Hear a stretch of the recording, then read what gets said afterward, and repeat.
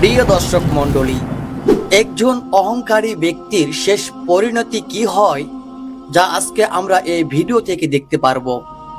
আজকের আমাদের আলোচ্য বিষয় হলো বাদশাহ সাদ্দাতের ৩০০ বছর ধরে যে বেহেশতটি তিনি নির্মাণ করেছিলেন এবং পরে তার কি ঘটল সে সম্পর্কে জানবো।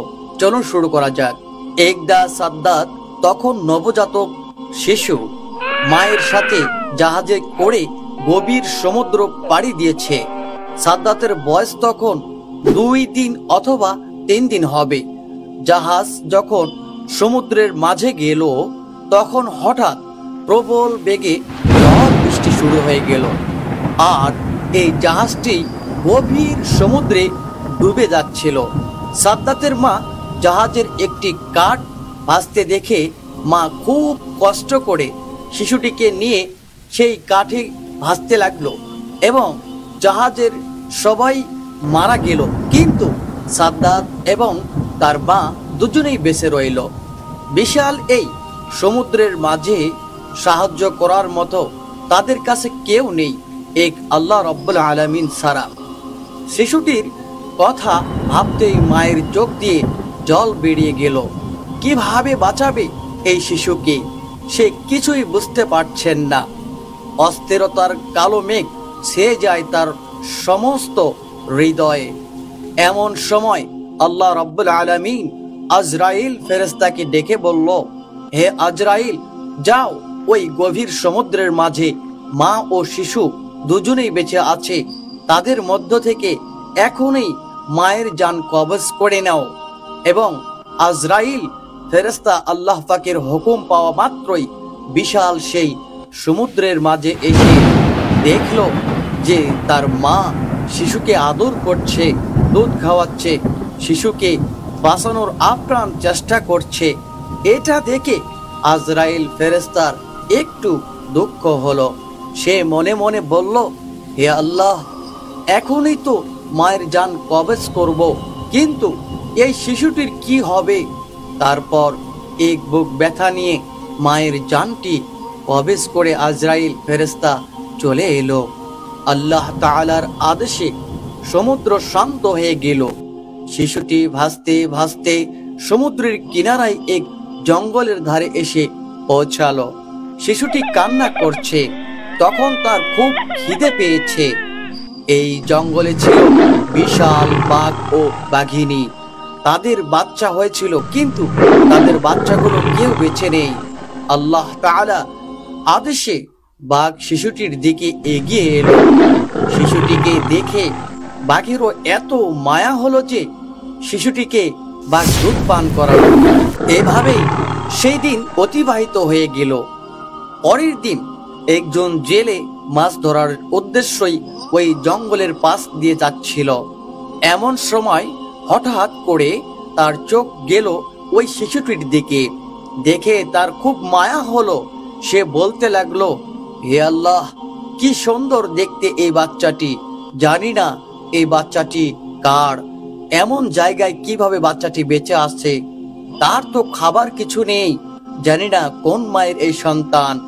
এসব কথা ভাবতে ভাবতে তার এত মায়া হলো যে সে শেষ পর্যন্ত বাচ্চাটিকে তুলে নিল এবং বাচ্চাটিকে নিয়ে আপন গোত্রের সর্দারের কাছে নিয়ে আসলো। তাদের সর্দার শিশুটিকে দেখে খুবই মুগ্ধ হলো এবং বলল, এই শিশুটি তুমি কোথায় পেয়েছো? তুমি কি জানো এর মা বাবা কোথায় আছে? আমাদের উচিত তার বাবা মাকে খুঁজে বের করার। তখন লোকটি বলল, সর্দারজি, আমি জঙ্গলের পাশ দিয়ে যাবার সময় দেখলাম জঙ্গলের মধ্যে একটি গাছের নিচে বাচ্চাটি ক্রন্দন অবস্থায় আছে। আশেপাশে তার কেউ ছিল না, মনে হয় তার বাবা মা ইন্তেকাল করেছে। তাকে দেখে আমার খুব মায়া হলো, এই জন্য আপনার কাছে নিয়ে আসলাম। তখন সাদ্দাত বড় হতে লাগলো। বাচ্চাটির বয়স 8 থেকে 9 বৎসর বয়সে উপনীত হলো। অন্যান্য বাচ্চাদের সাথে সেও মাঠে খেলাধুলা করতে যেত। অন্যান্য বাচ্চাদের মধ্যে মাঠে খেলাধুলা করছিল। তারপর হঠাৎ সে দেখলো কিছু সৈন্য পার্শ্ববর্তী রাস্তা দিয়ে এগিয়ে চলছে এটা দেখে সবাই ভয়ে পালিয়ে গেল, কিন্তু বাচ্চা সাদ্দাত সেখানেই দাঁড়িয়ে ছিল। সৈন্যদের মধ্যে একজনের চোখ অন্ধ ছিল। সে জানতো অন্ধত্ব দূরকরণে সুরমা একটি মহা ঔষধ। তাই সে যখন যেখানেই যেত সুরমা খোঁজ করত। রাস্তার পাশ দিয়ে যাওয়ার সময় ওই অন্ধ সেনা একটি সুন্দর কৌটার অনুসন্ধান করলো। সেটি তুলে দেখলো একটি সুরমার কৌটা। এতে করে সে অনেক খুশি হলো।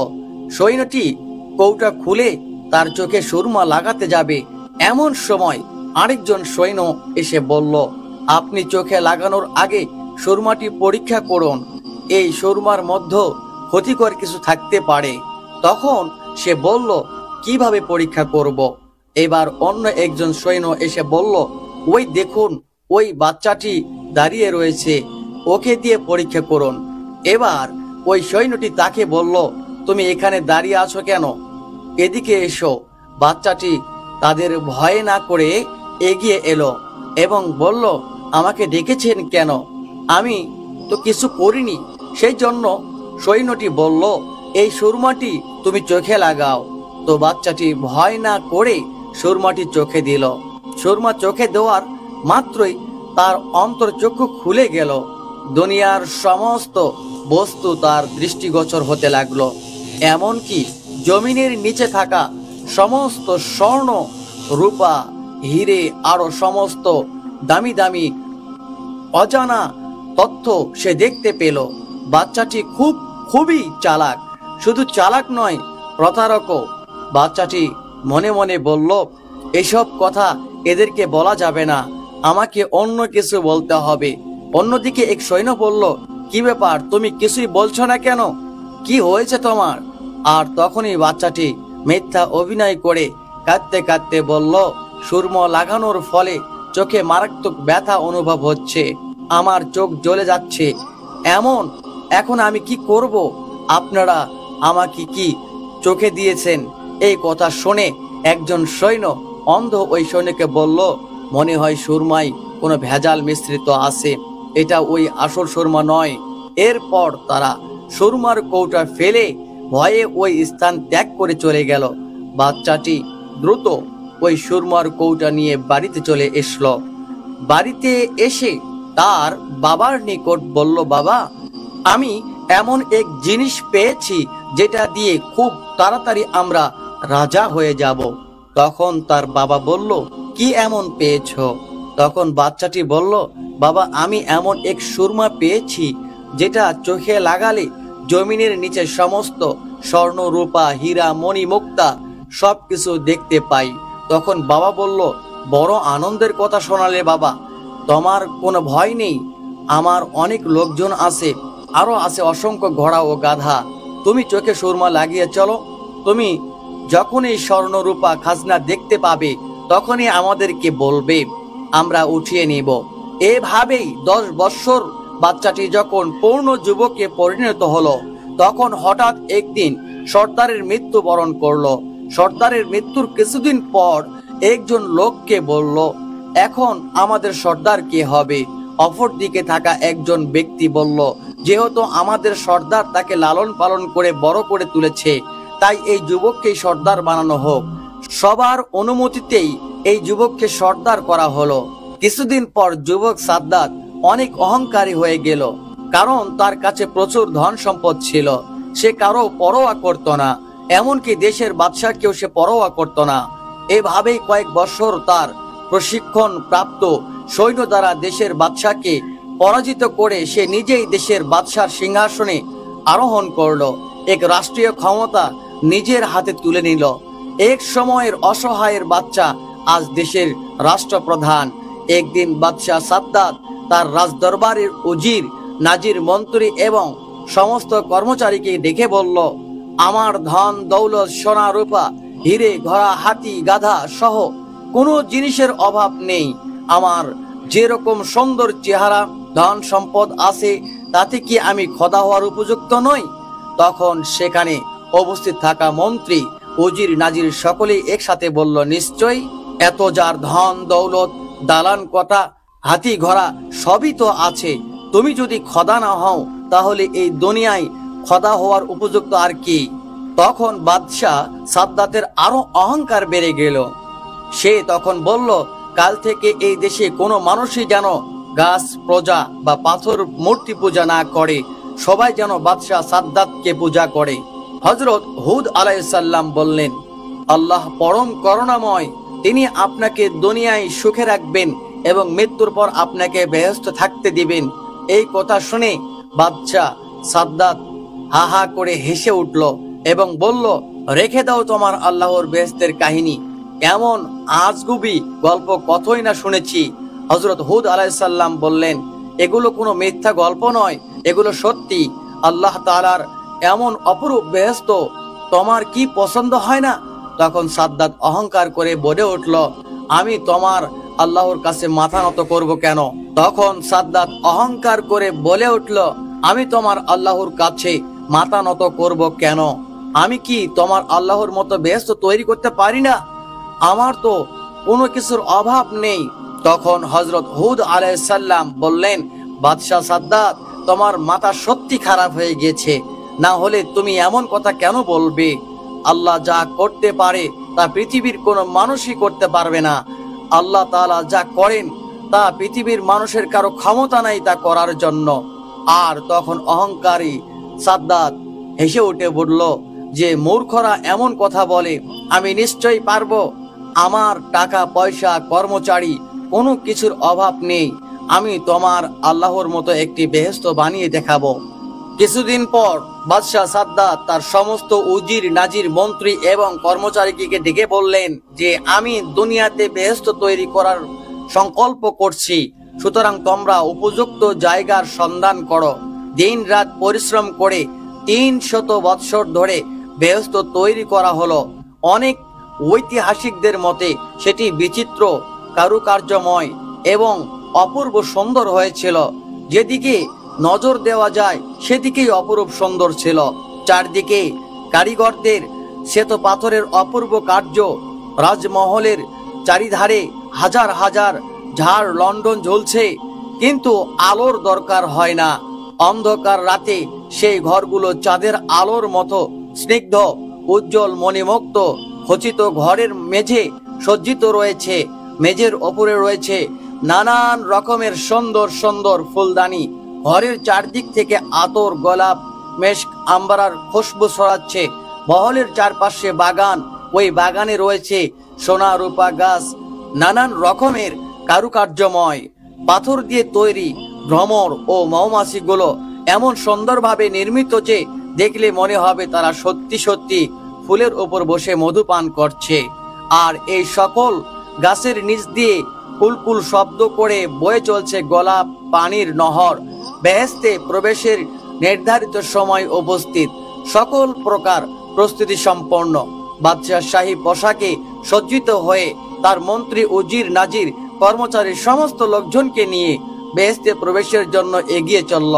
বাদশাহ সাদ্দাত যখন বেহেশতের দরজায় কাছে এসে পৌঁছিল, ঠিক এমন সময় আল্লাহ রাব্বুল আলামিন হযরত আজরাইল ফেরেশতাকে ডেকে বলল, হে আজরাইল, যাও বাদশাহ সাদ্দাতের এখনই জানটা কবজ করে নিয়ে আসো।